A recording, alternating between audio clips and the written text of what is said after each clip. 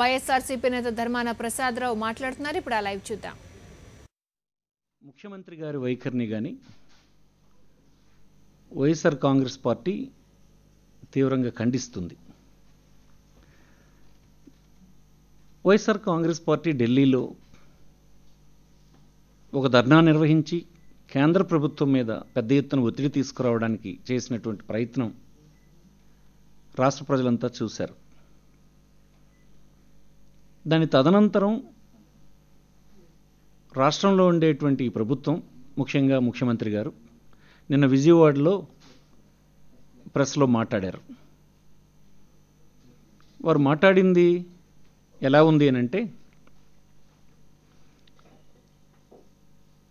ఇవ్వను అని చెప్తున్నటువంటి కేంద్ర ప్రభుత్వంతో ఒప్పించడానికి 5 కోట్ల మంది తెలుగు ప్రజల తరపున పోరాటం చేయాల్సింది పోయి, తెలుగు ప్రజల్ని వారు చేయలేకపోయినా పర్వాలేదు అనే అంశాన్ని మోటివేట్ చేయడానికి, నచ్చజెప్పడానికి చేస్తున్నటువంటి ప్రయత్నంగా మాకు అనిపిస్తూ ఉంది. ఇది మొత్తం ఆంధ్రప్రదేశ్ ప్రజల్ని బాధ్యతలు స్వీకరించినటువంటి చంద్రబాబు నాయుడు గారు, వారి ప్రభుత్వం ద్రోహం చేసినట్టే అవుతుంది. ప్రధానంగా స్పెషల్ కేటగిరీ స్టేటస్ అనేది శాశ్వతంగా ఒక రాష్ట్రానికి అవసరమైనటువంటి నిధుల్ని సంపాదించుకునేటువంటి శక్తిని, మంచి ఇన్ఫ్రాస్ట్రక్చర్ని సంపాదించుకునేటువంటి శక్తిని, ఎంప్లాయ్మెంట్ ఇచ్చేటువంటి శక్తిని, దేశంలో ఇతర రాష్ట్రాలతో సరిసమానంగా నిలదొక్కుకోవడానికి అవసరమైనటువంటి శక్తిని ఇచ్చేటువంటిది స్పెషల్ కేటగిరీ స్టేటస్. దాన్ని కొంత మొత్తంతో ప్యాకేజ్ ఇస్తారనేటువంటి మాట అటువైపు మళ్లించడానికి చేస్తున్నటువంటి ప్రయత్నం మాకెంత మాత్రం సమ్మతం కాదు వైఎస్ఆర్ కాంగ్రెస్ పార్టీకి అని చెప్తూ ఉన్నాను. ఆ నష్టాన్ని ఒక ప్యాకేజీతో పూడ్చలేమని చెప్తూ ఉన్నాను. కానీ మీరు ప్రజలకు ఇది ప్యాకేజ్ అంటే గొప్పదని, దాంతో సరిసమానంగా ఉండే ప్రయోజనాలు ఉన్నాయని చెప్పే ప్రయత్నం చేస్తూ ఉన్నారు. కనీసం ఒక్క మాట కూడా అక్కడి నుంచి రాకపోయినా కూడా. అంటే మీరప్పుడే గ్రౌండ్ వదిలేసి ఒక రాష్ట్రాన్ని విడదీసినప్పుడు 5 కోట్ల తెలుగు ప్రజలకు ఒక రాష్ట్రంలో ఇచ్చినటువంటి హామీని సింపుల్గా దారాదత్తం చేసేదానికి పూనుకున్నారని అనిపిస్తుంది. ఎందుకంటే దానికి కొన్ని సంఘటనలు కనిపిస్తున్నాయి. నేను ప్రెస్ మీట్లో మీరు చెప్పినప్పుడు ఇదే మాట చెప్తూ ఉన్నారు. ఇది అడిగి చూద్దాం సాధ్యమవుతుందో లేదో, వారి అభిప్రాయం ఏంటి?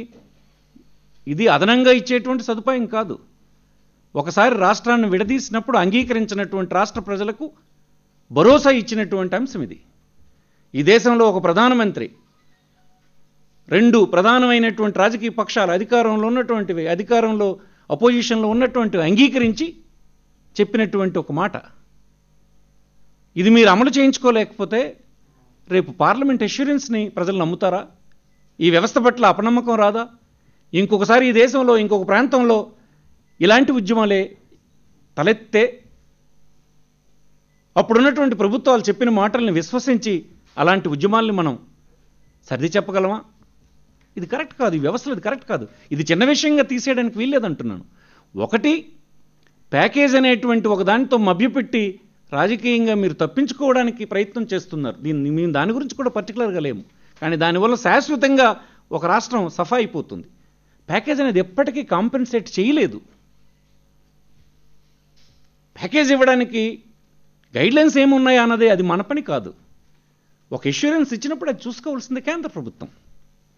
ఆ గైడ్లైన్స్ సూట్ అవుతాయి, సూట్ అవ్వకపోతే సూట్ అయ్యే గైడ్లైన్స్ని ఫ్రేమ్ చేసుకోవాల్సినటువంటి బాధ్యత కేంద్ర ప్రభుత్వంది. అది మనకు సంబంధించినటువంటిది కాదు. మనం ఈ ప్రజల తరపున మనం పోరాటం చేయాల్సిందే. మనకు ఎందుకు ఎన్నుకున్నారు? అనుభవం ఉందని, ప్రజల తరపున మీరు పోరాటం చేస్తారని, ఈ రాష్ట్రాన్ని చక్కదిద్దుతారని, భవిష్యత్ తరాలకి అందిస్తారని అనుకుని ఉన్నారు. ఇప్పుడు వారిని నీరు జల్లే ప్రయత్నం చేస్తారు. ఒక సంఘటన చూడండి, నిన్న జైట్లీ గారిని ఇటువైపున వైఎస్ఆర్ కాంగ్రెస్ పార్టీ ఉద్యమాన్ని చేస్తూ ఉంటే అది పక్కదారి పట్టించడానికి మేము ప్రయత్నం చేస్తున్నట్టుగా జైట్లీ గారి దగ్గరికి తెలుగుదేశంకి సంబంధించినటువంటి కొంతమంది మంత్రులు, కొంతమంది పార్లమెంట్ సభ్యులు పోయినారు. ఏం చెప్పారు జైట్లీ గారు? నిర్ద్వందంగా మేము స్పెషల్ కేటగిరీ స్టేటస్ని ఇవ్వమని చెప్తే బయటకు వచ్చి ప్యాకేజ్ ఇస్తామన్నారు అని మీరు చెప్పబోతున్నారు. అంటే మీరు అంగీకరించారా? జైట్లీ గారితో ఎందుకు మీరు ఫైట్ చేయడానికి సిద్ధపడలేదు? మేము దీన్ని అంగీకరించాం, ఇవ్వకపోతే ఎట్లా అని ఎందుకు అడగలేదు? కేంద్ర ప్రభుత్వంతో మీరు ప్రజల తరపున పోరాడవలసింది పోయి ఆంధ్రప్రదేశ్లో ఉండే ప్రజల్ని నచ్చజెప్పడానికి మీరు ప్రయత్నం చేస్తున్నట్టుగా కనిపిస్తుంది తప్ప ఇందులో చిత్తశుద్ధి ఎక్కడుంది? పదవులు 3 సంవత్సరాలు, 2 సంవత్సరాలు, 4 సంవత్సరాలు ఉంటాయి. కానీ జాతికి జరుగుతున్నటువంటి శాశ్వత అన్యాయాన్ని ఎదుర్కోవడానికి మనం పదవులను త్యాగం చేయాల్సిన అవసరం ఉంది. ప్రభుత్వం నుంచి వైదొలగండి, ఆ సీరియస్నెస్ ఇవ్వండి. మీరు ఎక్కడిచ్చారు సీరియస్నెస్ని? ఢిల్లీలో పిల్లుల్లాగా వ్యవహరిస్తున్నారు, ఆంధ్ర ప్రాంతంలో ఇతరులను విమర్శిస్తున్నారు. ఇక్కడ ఏంటి అవసరం అని అంటాను. మీకు ఓటేసి అధికారంలోకి తీసుకొచ్చినటువంటి పౌరుల్ని విమర్శిస్తారా? మీరు వెళ్ళి అడగండి అని చెప్పినటువంటి ప్రతిపక్షాలని విమర్శిస్తారా? ఏంటి మీరు చేసిన ఎఫర్ట్ ఏంటి చెప్పండి. పోనీ కనీసం సంవత్సరన్నర కాలం, 5 సంవత్సరాలకు ఎన్నుకోబడితే సంవత్సరన్నర కాలం జరిగిపోయింది కదా.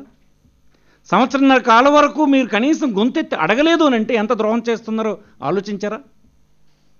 ఇప్పుడు దానికి సంబంధించిన సమాయత్తం అయ్యేటట్టు జాతినంతని సిద్ధం చేస్తున్నారా?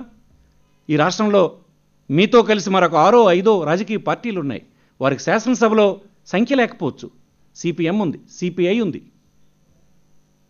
లోక్సత్తా ఉంది, జనసేన ఉంది, ఇంకొకటి ఉంది. ఆ పార్టీలను పిలిచి ఇలాంటి అన్యాయం జరగబోతుంది, మనందరం కలిసి ఫైట్ చేయాలని వాళ్ళతో సమాలోచన ఎప్పుడైనా చేశారా?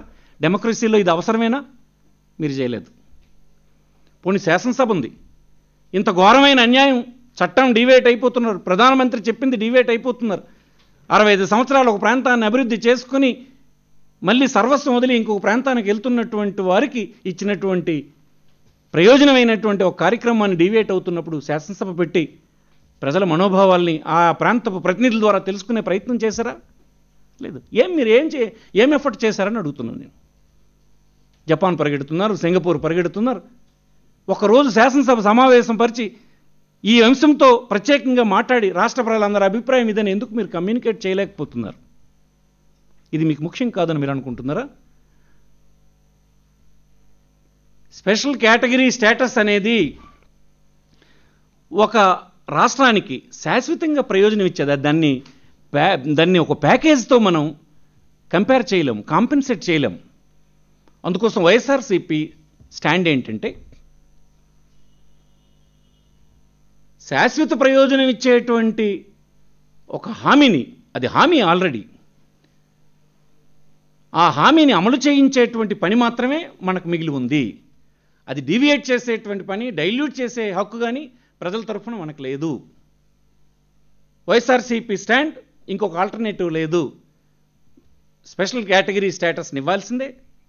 అలాంటి స్టేటస్ ద్వారా వచ్చినటువంటి ఇండస్ట్రీస్, ఇన్ఫ్రాస్ట్రక్చర్ ప్రాజెక్ట్స్, దాని ద్వారా రెవెన్యూ జనరేట్ అవుతుంది, ఎంప్లాయ్మెంట్ జనరేట్ అవుతుంది, రాష్ట్రం సుభిక్షంగా మారుతుంది. అది చిరకాలం తర్వాత తరాలకు